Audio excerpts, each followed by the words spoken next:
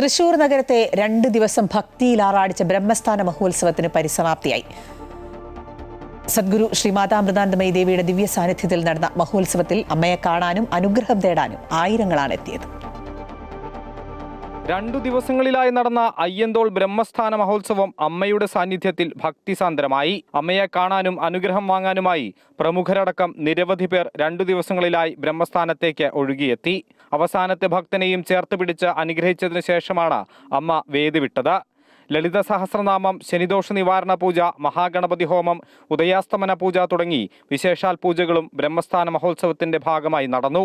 6 വർഷത്തിനു ശേഷം അമ്മ വീണ്ടും തൃശ്ശൂരിലെത്തിയപ്പോൾ ഭക്തിയുടെ മൂർധന്യത്തിൽ ജനസാഗരങ്ങൾ അണിനിരന്നു.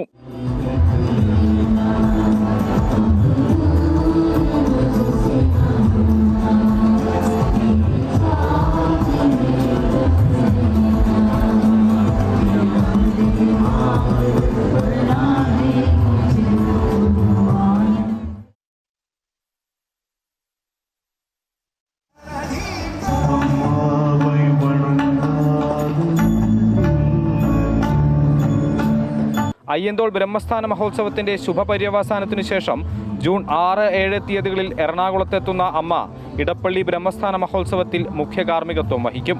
അമൃത ന്യൂസ്, തൃശൂർ.